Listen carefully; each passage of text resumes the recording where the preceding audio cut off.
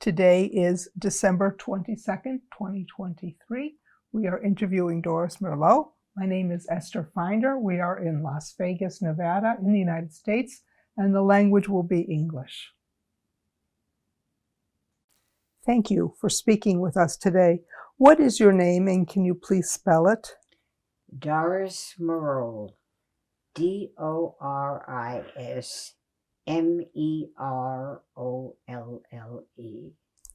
And what was your name at birth? Dora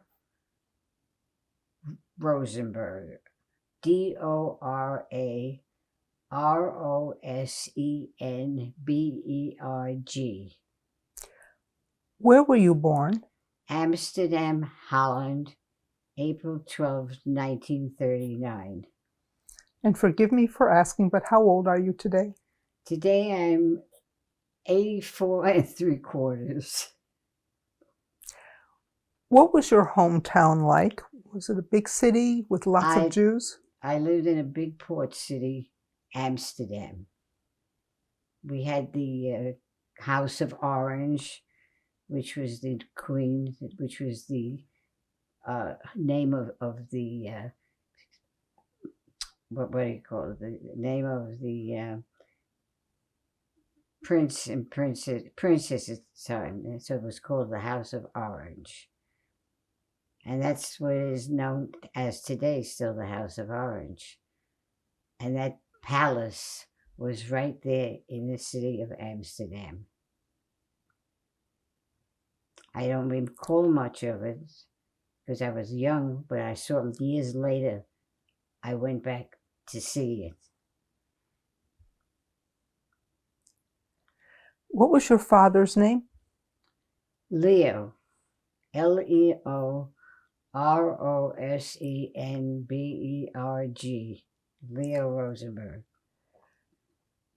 Had his family lived in Amsterdam for many generations? His family didn't come from Amsterdam. His family came from Germany. What part, I do not know. When did he come to Amsterdam and why? Hitler and the Nazis were persecuting the Jewish people in Germany. So he escaped and went to Holland. And that's where he met my mother and married her. And I am the result of that union.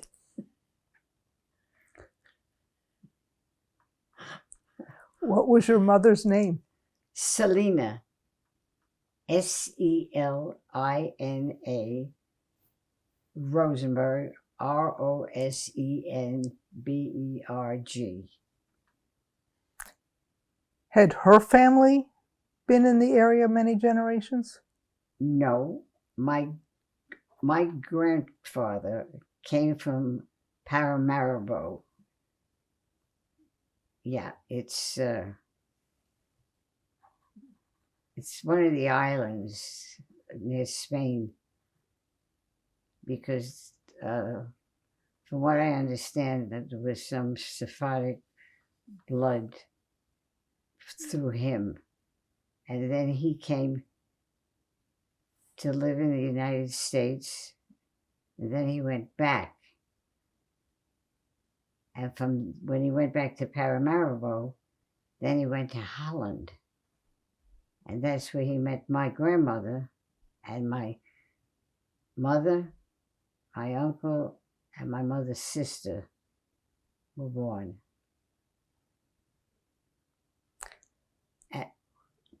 No, I was going to say, and from the remains of that was that my uncle, my mother's brother, when he was 15, he escaped from Holland because the Germans had already occupied us, and he went to join the RAF. And my mother's sister, who was the youngest, was picked up on the street and never came home.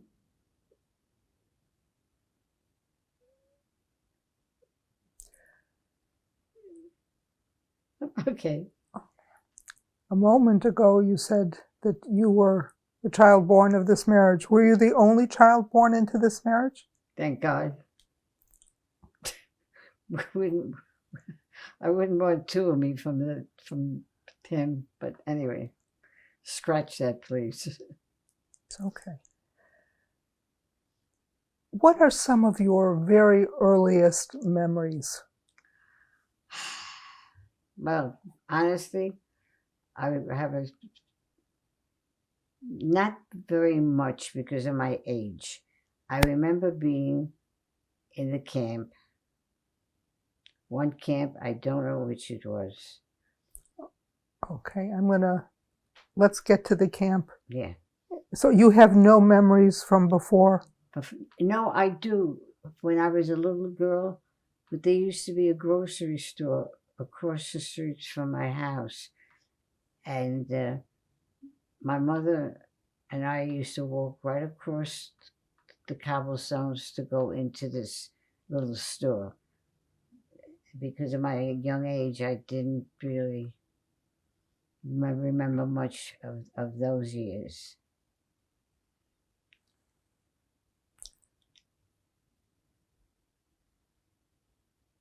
If you don't have any complete memories, do you have any other images or any emotions that you link to those days before you were taken away? No. Okay. No. Do you remember leaving your home? No. Well, I don't recall, but I only have things that my mother had told me. Like, we had been rounded up.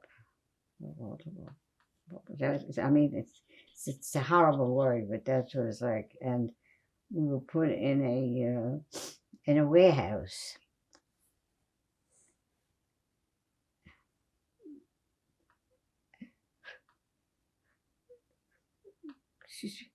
And the night before, every night they used to come in, the Germans, and call off a list of people that were going to be taken away the next day to the extermination camps. And my mother had told me that when my grandmother's name was called, my mother was devastated. And to this day, till she passed away, she always mentioned how she couldn't save her mother, my grandmother. And like I said, I remember very little. I have a picture of my grandmother with me, and my uncle lives in Australia, Sydney, and then after that was, I know my mother said that we were, and I remember vaguely being on a train. I remember we were put in internment camps, I believe they're called. And we were there for about 2 years in one place, 4 years, 2 years in another place. I'm getting ahead of myself. I know, I'm thinking about that. That's okay. When you say we, My who? mother and I. Just you and your mother? That was it. My mother's whole family was annihilated. Where was your father? I beg your pardon? Where was your father? In the United States. Can you tell us about sure. that? How he got there? Do you want to? Yes, please. Okay. One of the reasons, so to speak, that my mother and I, myself, were not taken to any of the camps, the concentration camps, is my father had escaped from Holland to the United States. He joined the military, and that made him a citizen according to our laws, and it made my mother and I, since America was not at war yet with Germany, made us citizens of the United States through my father. That's the only reason that we were spared from going where the rest of my family, my mother's family, went. When did he go to America? Beats the hell out of me. Let's see, I had to be, I was born in 1939, had to be right after that. Could have been 40, could have been 41. Why didn't you and your mother go too? Because from what I understand, the Dutch government wouldn't let us leave. They wanted him to leave, but they didn't want us to leave, so we were not allowed to leave.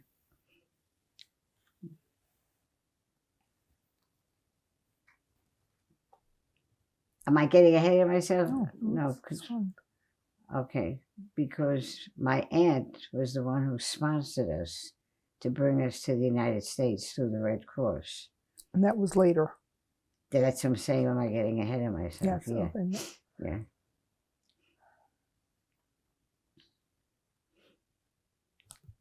Your first memories that you mentioned a moment ago include being in the camp. Vaguely, yes. There was I remember other children there.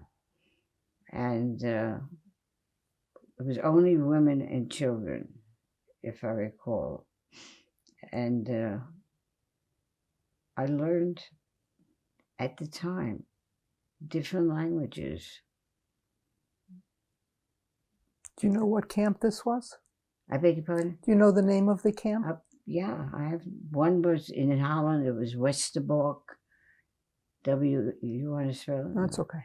And we were there, my mother said, about almost 2 years. And then the second camp was in Germany. It was Liebenau. So your memories, are they from Westerbork or from the second camp? You don't know? I don't know. Okay. Do you remember the living conditions? Not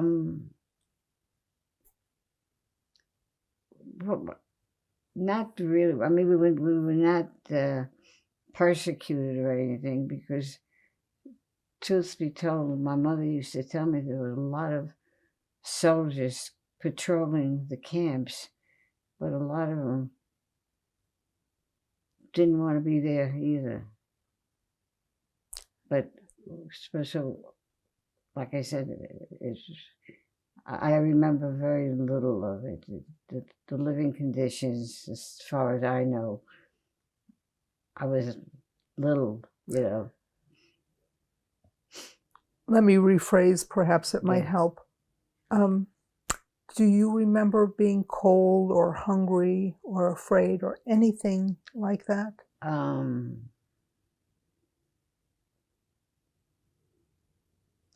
I'm trying to recollect it.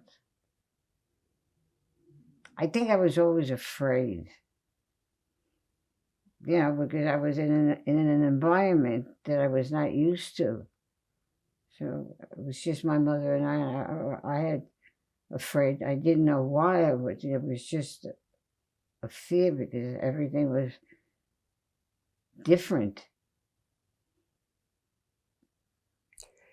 You mentioned a moment ago that your grandmother was sent out separately.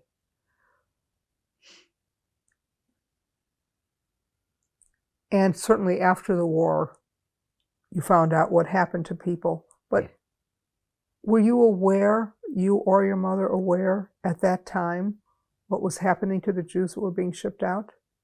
Oh, yeah. The minute they invaded Holland, or like any other country in Europe, that's the first thing they did, was put an end to our lives, so to speak. You just were not your own life anymore. It was some other person's life. And that's why, like, because we don't know what happened to anybody. Some people you know what happened to. We found out what happened to my grandmother. I don't recall the date, but my mom had just right before my mother passed away, she found out that my grandmother had died in Auschwitz. The next, as a matter of fact, according to the dates, it was like the day after or 2 days after they took her away.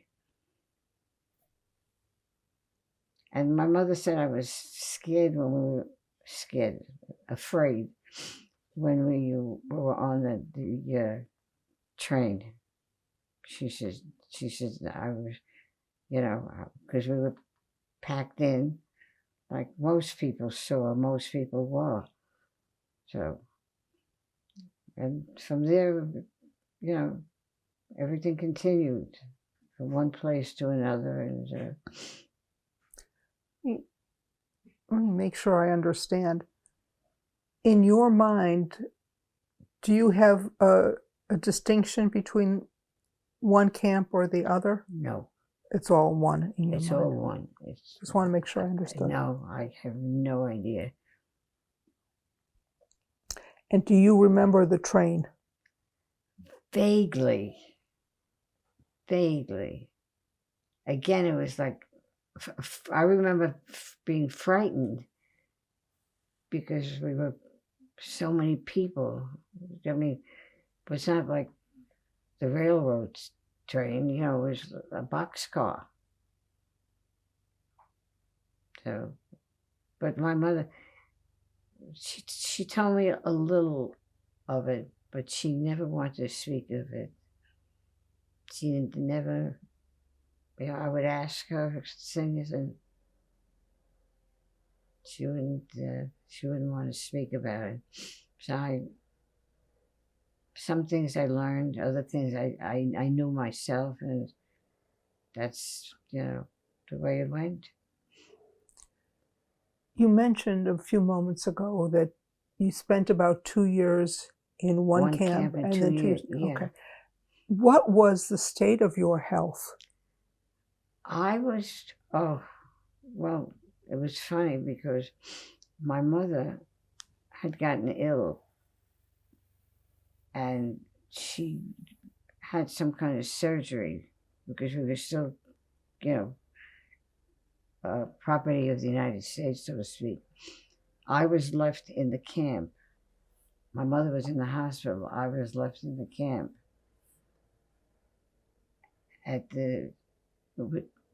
By myself with the other women and other children, and I had to rely on them. And my mother, they didn't want to let her out of the hospital because they didn't know at the time our situation.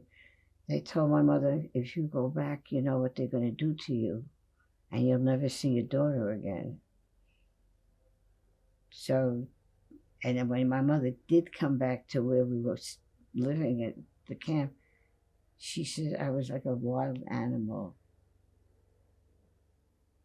She said I was like a wild animal. She says I was unkempt, dirty, I was hungry.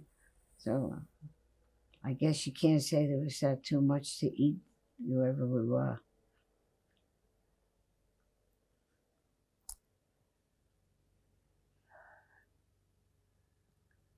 Do you have any idea when your mother was hospitalized? Which country she was in? I just knew my mother was not there.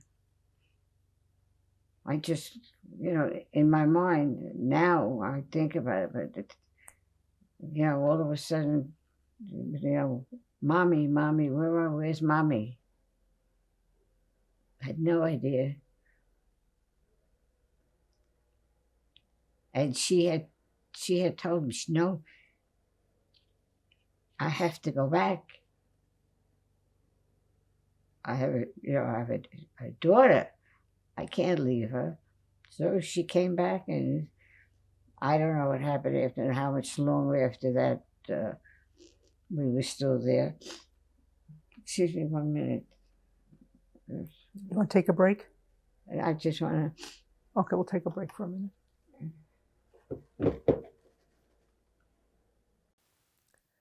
Okay, we're back. And you were telling me about your mother coming back. Do you have any idea how long she was away? How long? She had, I don't know, because only of the time frame. So many years ago, surgery was different. She could have been gone a month. That I cannot tell you, but it had to be a lengthy period of time, because apparently she was ready to come, but they didn't want her to leave. And surgery in those days was not like it is today, especially female surgery. So that's, like I said, no. Like I said, it must have been a while. Do you have any memory of that time period when your mother was not with you? Just wanting, not understanding why, when someone calls for their mother, when your children and your grandchildren call for their mother, that's, other than that, I can't say I was mistreated or anything like that. Just a lot is also what my mother had told me.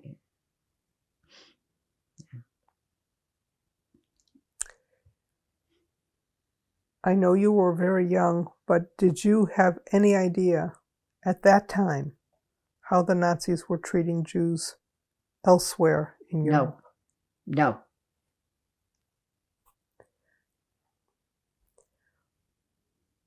How did you leave Liebenau?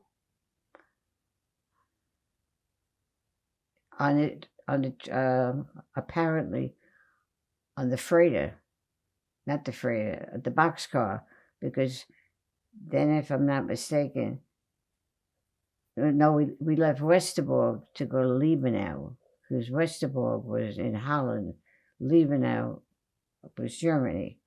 So we were in the boxcar from Holland to Germany, I presume. Yeah. And what about leaving Liebenau? Do you know when or how?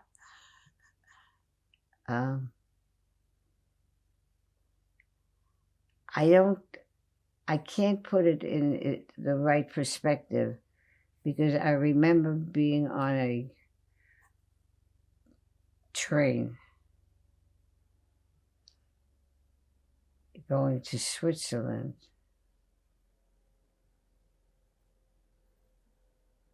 And I don't know getting on the train or anything like that.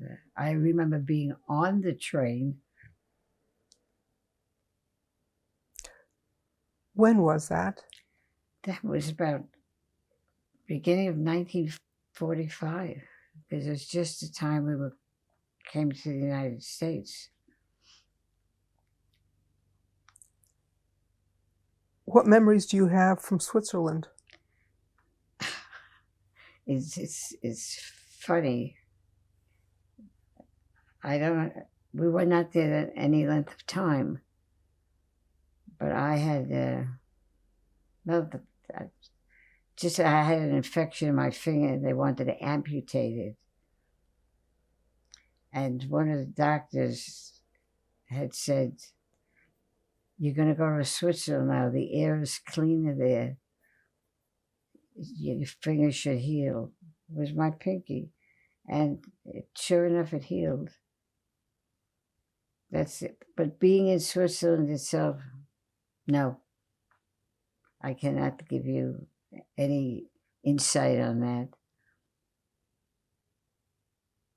Do you have a sense of how you were treated when you were there? On the train or in Switzerland? No, in Switzerland. No, I don't have. Okay. I don't, like I said, I have no recollection of how long we were there. That all becomes like one day running into another.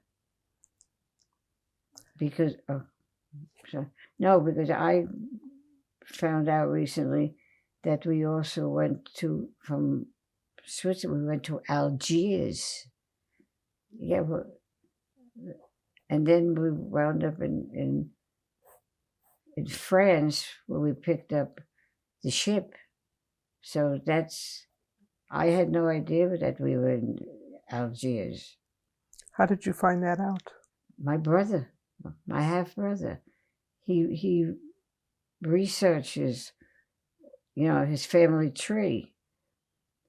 And since I was part of his family tree through my father, he got a lot of information about my mother and I. And he's the one that brought all this up.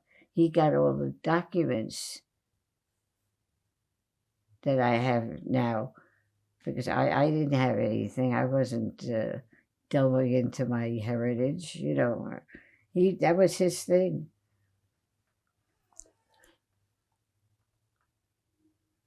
So you did some traveling around. Yeah. Do you have any idea who helped with the travel arrangements and any documentation you needed?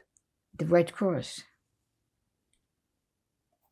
Because my aunt, who was here in America, she sponsored us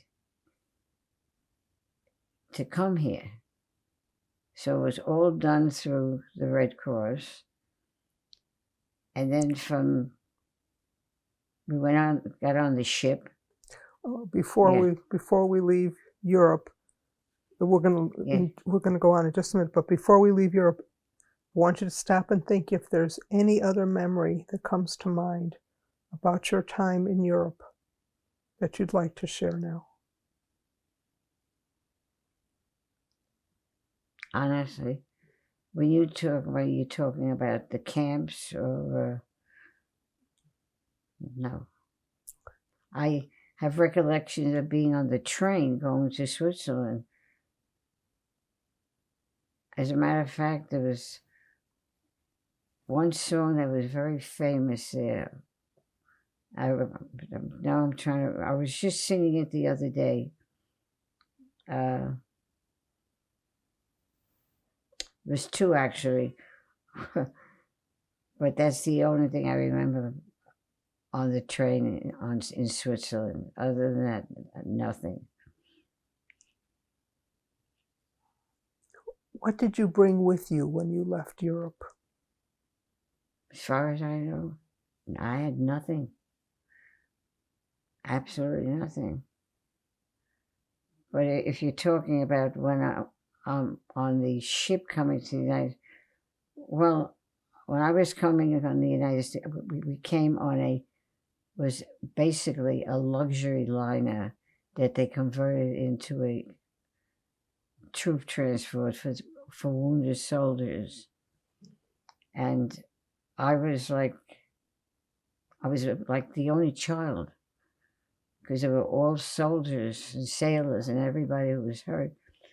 And my mother said that I had everything that they could possibly give my mother and I. Just like I was like the mascot.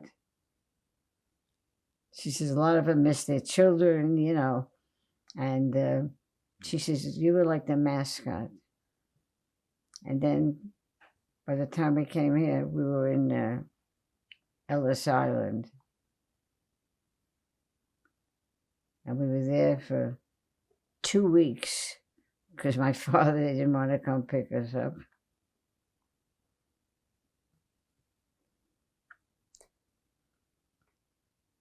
When you were on the ship coming to the United States, what expectations did you and your mother have? I don't know about. I'm sorry. I don't know about my mother. I was a belle of the ball at 5.5 years old. You know what I mean? I was the only little girl on the ship. So, like I said, I was a belle of the ball. Everything that the soldiers got, they gave to me, I mean, it sounds a little weird, but it was not. It was not in those days. It was. When did you arrive in the United States? I presume.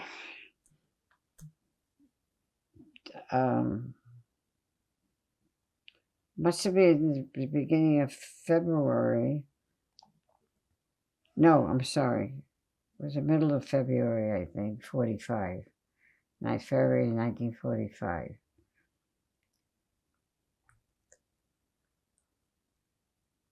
The war was still on.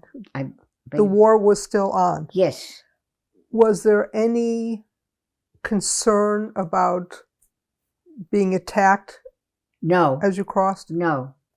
Not that I know of. Excuse me. What were your first impressions of the United States? You want to know the truth? Drake's cake. You have to explain that. When we were on Ellis Island, I don't recall, but I remember getting on the subway, and when I got off the subway, walking up the stairs of the subway, and they had a concession there, and they were selling Drake's cake in cellophane. You never saw them? They still had them a few years back. I used to had cellophane on it. You could put it in the toaster and toast it, and then put ice cream on it or something. Yeah, that was my first impression. Is a Drake's cake. I will never. Isn't that strange? I will never forget that. It was just like gold. I don't know what to say. It was just the most marvelous thing I have ever tasted. You know, different things to make you, give you memories, good memories, you know. You mentioned a moment ago that you had to wait for your father to pick you up. He didn't want to. Can you explain, please? Well, I can tell you.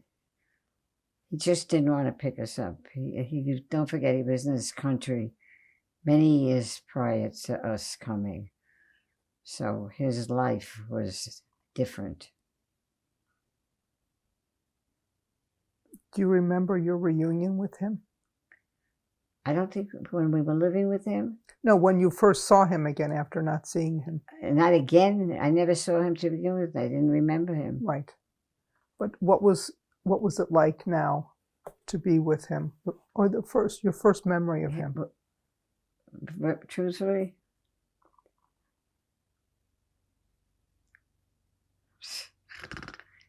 that we were living in an apartment. I don't remember him per se, but I remember that company had come over the house to see us, you know, and I wanted to come out. And he came in the room, and he gave me a spanking because I was crying that I wanted to come out. That's why I have no, you know.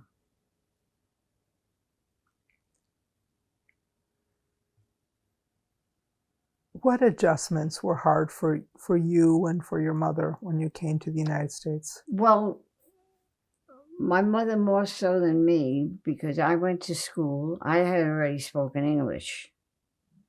I had spoken a couple of languages from the children in the camps. Yeah. But through the years, I don't even speak my native tongue of Dutch anymore, because I was a very hard-headed child. My mother used to speak to me in Dutch, and I used to say, I'm in America now. I only want to speak American or English, however I phrased it.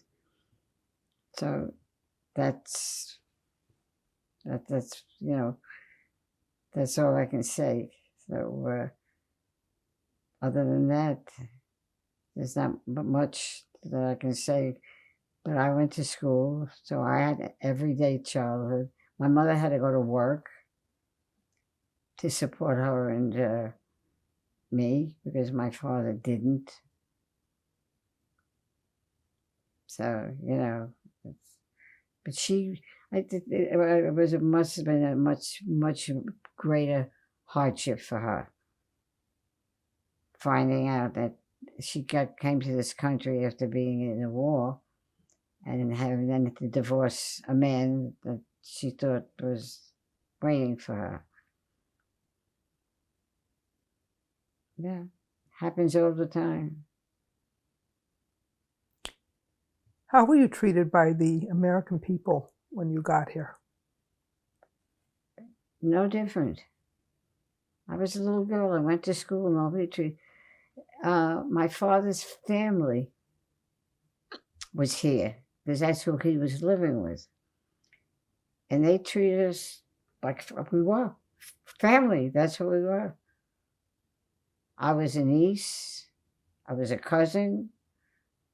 I was a great granddaughter.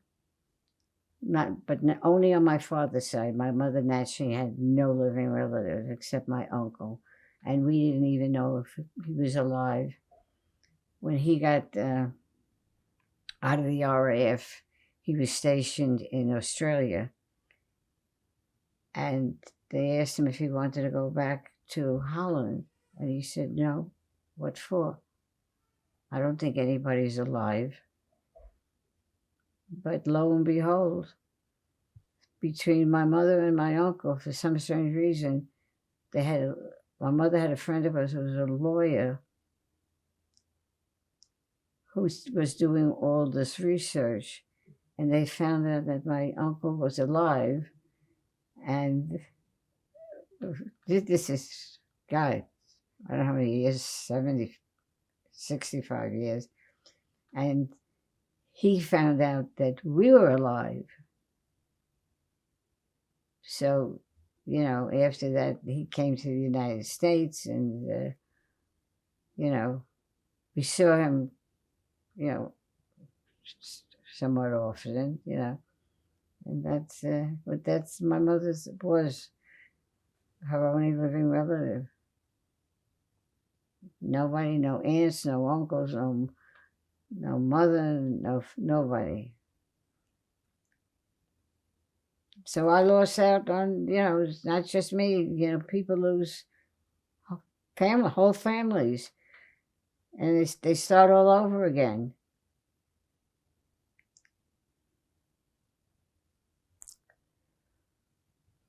I'm not sure you can answer this, but what did people ask you or your mother about the war?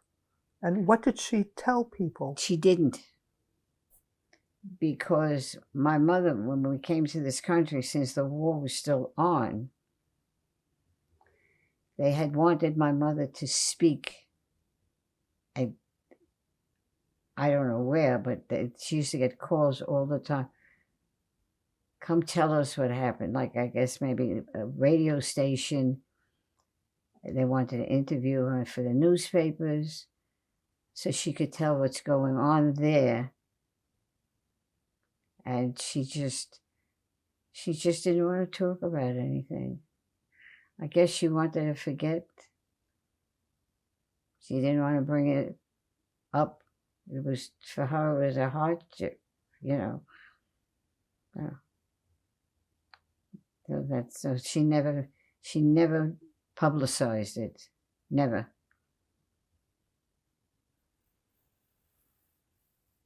And she could have. It would have been monetary value for her too, Sure.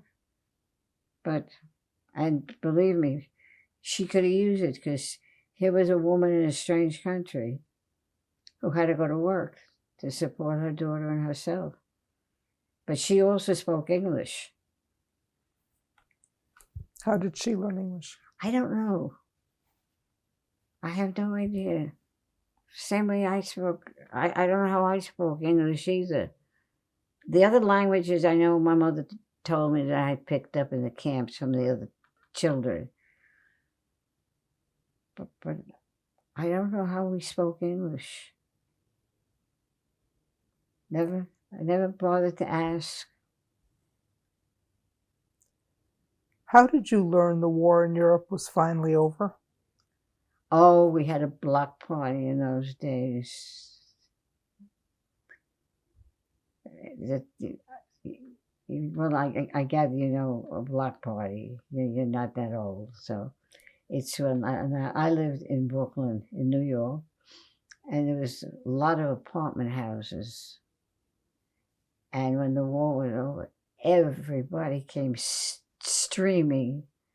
The war's over. The war's over, and they had parties in the street with food and streamers and everything. It was just, you know, it's like when you see on television when the soldiers they're liberated, something like that. It was just, I mean, we knew the war was over, and it was the black party. Okay, it's getting late. When did you and your mother begin to realize what had happened to the Jews in Europe? I never realized it really at that age. I was so involved with coming to this country. And like I said, my mother didn't speak of it. And she got into the American way of life, which like my father's family was doing, because they were here a number of years already. So they were already Americanized. So I have no idea what they were thinking or what they were saying.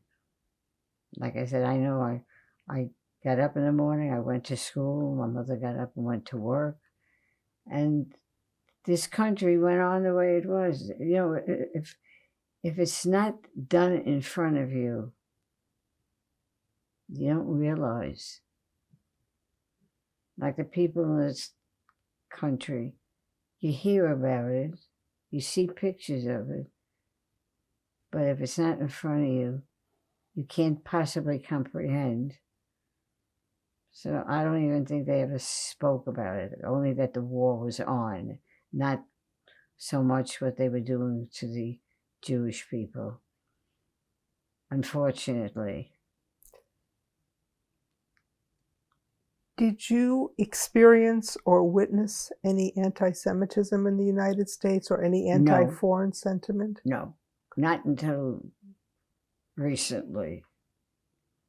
No, as far as I know, nothing. I grew up mostly in a Jewish neighborhood, and I had non-Jewish friends as I was getting older, but no, there's no anti-Semitism. What do you remember about the birth of the State of Israel?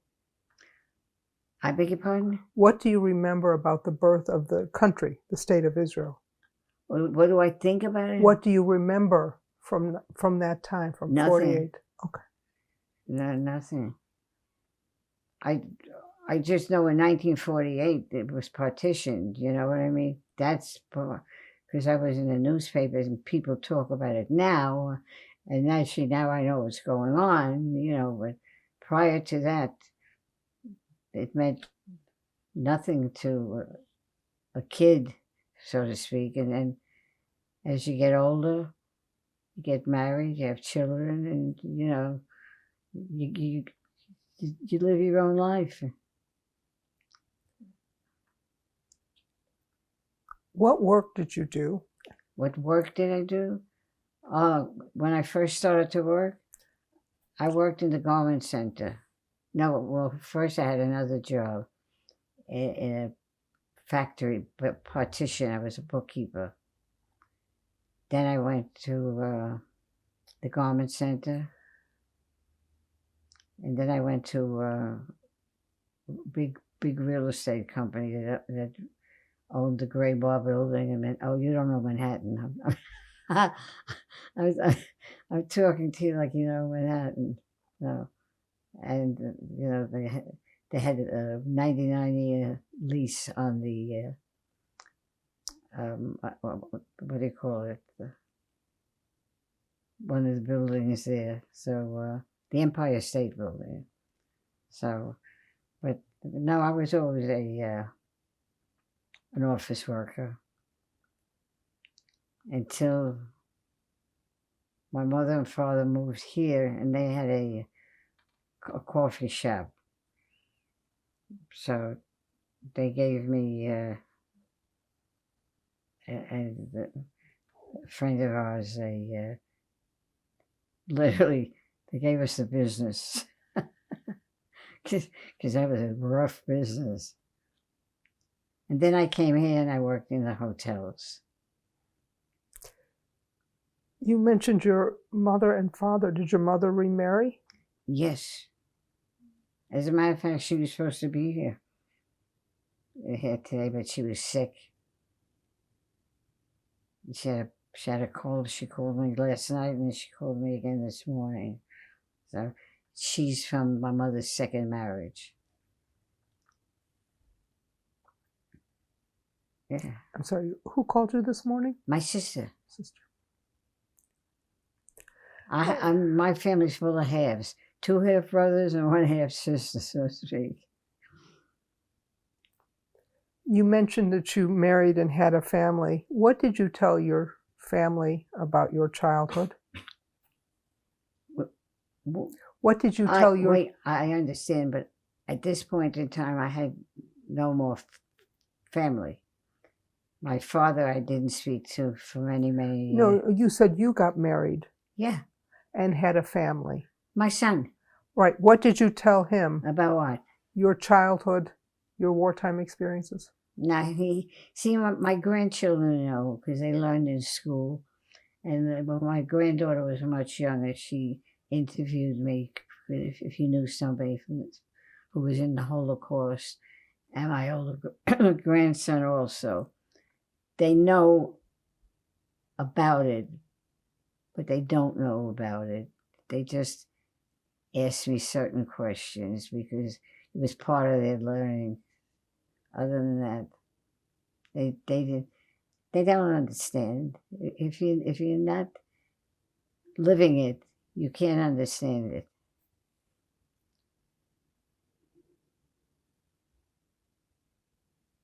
You mentioned you went back to Amsterdam? My uncle, he was living in Australia, and he had never haven't been, but this was in 1980, was it 1980? Yeah, the beginning of middle of something like in the 80s. He wanted to go back also because he hadn't been back since the war. So he took my mother and I back to Amsterdam to see where we lived, and we found out that the synagogue that my mother had gotten married into with my father, they turned into a memorial for the people from Westerbork. It was no longer a synagogue, it was a memorial.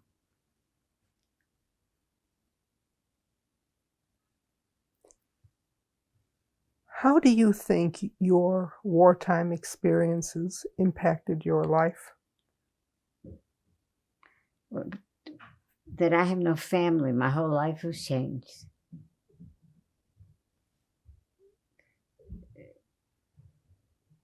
Here, I was born in Amsterdam. I wound up in the United States with no family. No aunts, no uncles, no cousins. One cousin for my father, for my mother's brother, but no family. Even now, I haven't got family to speak of. Jose has 2 sisters, 2 brothers, and 1 brother and 1 sister. One lives in Argentina, one lives here. I just have my sister. I have my grandchildren, but they have their own lives. They're all older. Who is Jose? I live with Jose. I've been with Jose 37 years.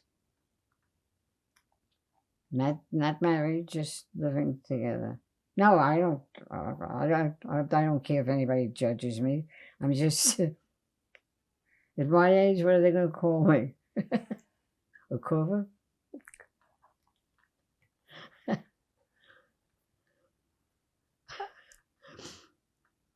I wanted to ask you about some of the things that have happened in the last couple of years. Mm-hmm. First, I want to ask you about Ukraine and what your impressions have been when you've seen refugees fleeing another war in Europe.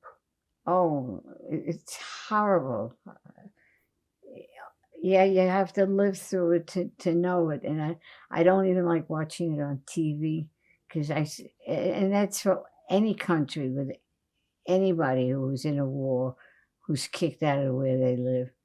And when you see no food, in rags, no clothes, nothing, no place to live.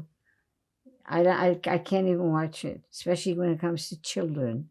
It's heart-rending. It really is. It's difficult. Like I said, if you've never been displaced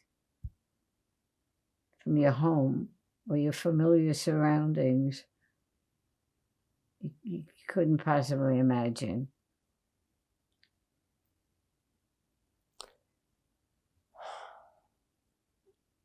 October 7th and the attack in Israel. What your reaction? I didn't believe it.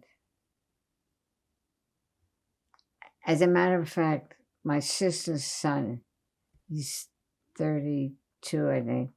He's Jewish. I mean, really Jewish. He's into being in Judaism. And so is my sister. He was shocked. Even Brian follows the Jewish faith. And they were totally shocked. You have to tell us who Brian is. Pardon me? You have to tell me who Brian is. Oh, I'm sorry, that's Jose's son, the fellow you met before that signed the papers. Oh, I'm sorry, yeah. Yeah, he follows the Jewish faith too. But no, and my nephew called me. He was devastated. Nobody could believe it, honestly. I couldn't believe it. It was just unthinkable. How do you react to the level of anti-Semitism? In this country? Anywhere you want to answer. All I know is about this country. I saw it the other night. Was with someone on TV. It's about 75% in this country now, since the war, anti-Semitism.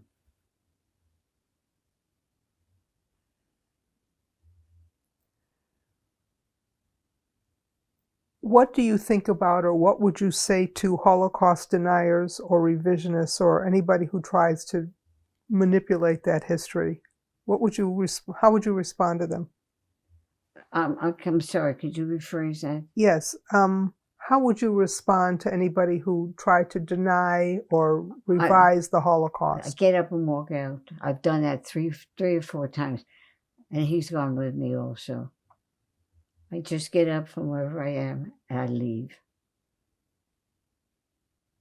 I tell them the same thing. If you don't know it, if you've never been there, you have nobody that you lost, be quiet. And I would get up and I would leave. And he also, you'd look at me, he would say, let's go. I don't make conversation with people like that because they're of a mindset. So it would be a waste of time. And I couldn't change their minds, so.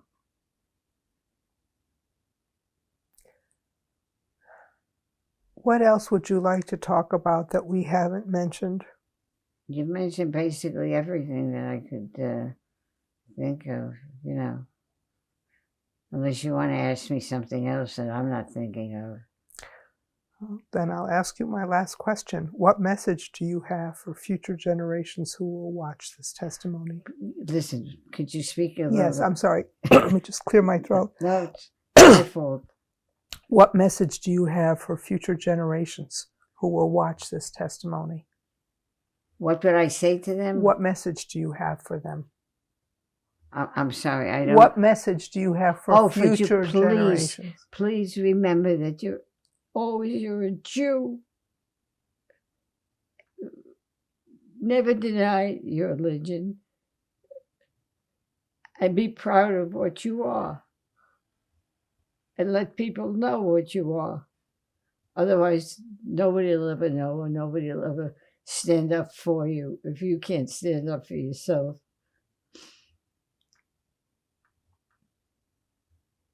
Thank you for speaking with us today. Thank you for having come to my home. I appreciate that. After all the trouble we had making different arrangements.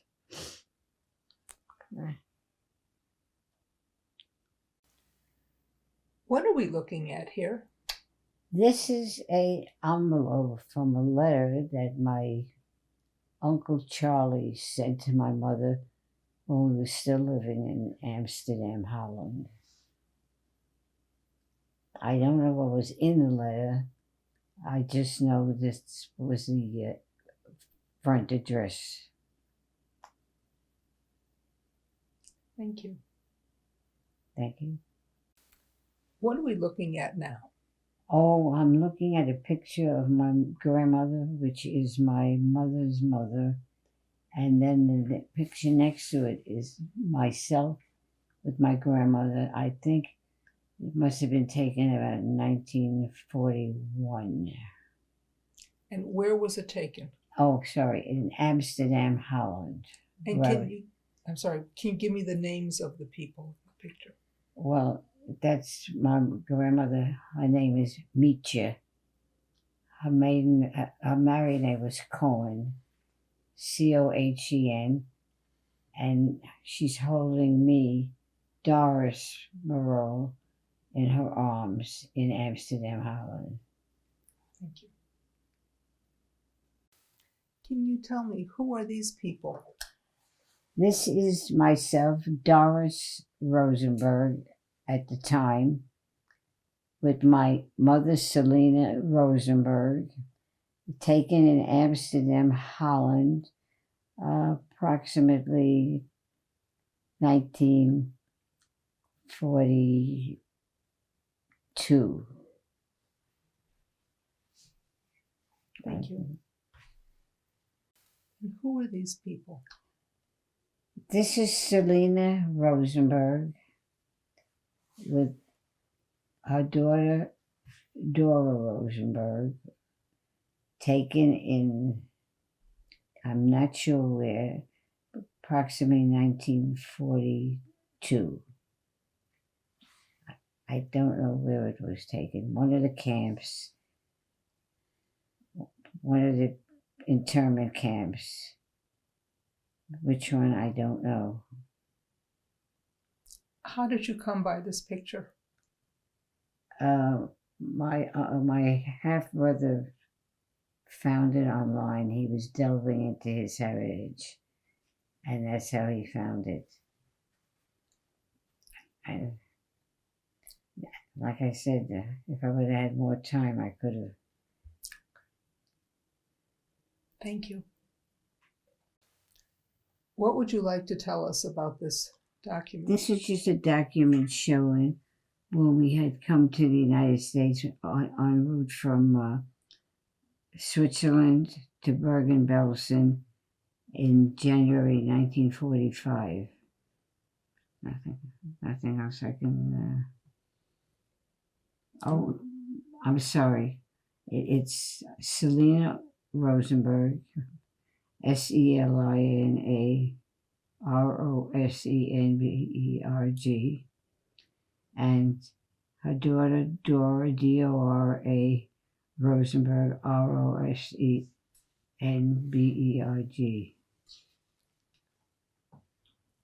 where I go on. No, that's fine. Thank you. Okay, what are we looking at here? This is a document of the Jews that were in one of the displaced persons camps in, I don't know where it is. It was just one of the displaced. Your name appears on this? Oh, I'm sorry, my mother's and mine, yeah. And your names, please? Yeah. Your names, please? Yes, I'm going to give it to you. Okay. Dora, D-O-R-A, Rosenberg, R-O-S-E-N-B-E-R-G, and Selina, S-E-L-I-N-A, Rosenberg, R-O-S-E-N-B-E-R-G. Thank you. And what are we looking at now? Right now, I'm looking at my citizenship papers that was issued to me when I became a citizen of the United States. And your name is?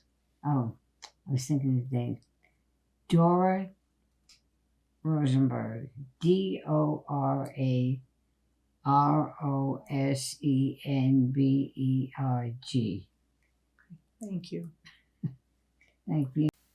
Okay, thank you very much for speaking with us today, and this now concludes the interview. I thank you for honoring me by coming and getting everything that I can recall from those lousy years.